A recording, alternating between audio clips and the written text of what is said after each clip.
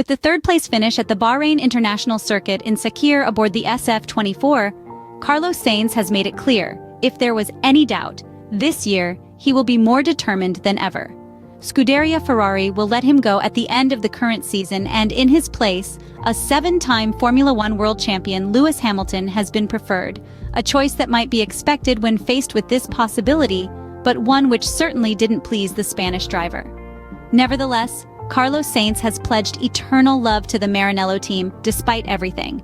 The Spaniard's career is at a crossroads. Several opportunities await the former McLaren driver. He patiently observes the market, which was dormant until a few days ago, but could erupt at any moment, perhaps with some unexpected twists in the mix. Red Bull, Mercedes, Aston Martin, or Audi, all options are valid, more or less comparable. However, there is time because a driver like Carlos is certain to find a significant team capable of providing a competitive seat. One thing seems clear: Carlos Sainz will not play second fiddle to Charles Leclerc. In Bahrain, the Spanish driver demonstrated that he doesn't hold back, especially when it comes to his Maranello teammate.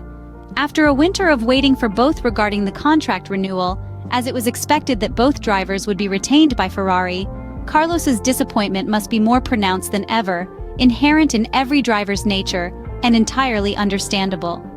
Yes, Carlos Sainz is a professional and will act as such when necessary.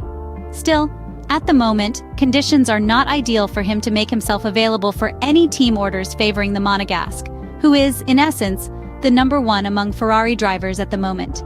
Seizing the opportunity, especially with Charles Leclerc's issues in Bahrain, Carlos Sainz aggressively attacked him on the track more than once, shrugging off any concerns and sending a clear message to all. Although we have seen it in the past, especially in 2022, Carlos Sainz has never felt like the second driver, even though the gap with Charles Leclerc was quite significant at times. In that season, skirmishes between the two were not uncommon, compounded by questionable decisions from the Ferrari strategists, such as in Monte Carlo and the Silverstone circuit. These decisions knowingly disadvantaged the Monegasque, who was at that moment, let's not forget, in the midst of a championship battle and did a favor to number 55, as well as Max Verstappen. Among them, there was also a victory largely handed to him in the British Grand Prix, needless to say or think otherwise. The feeling is that Carlos Sainz will not wait for indications from his race engineer when finding himself in front or behind his Maranello teammate.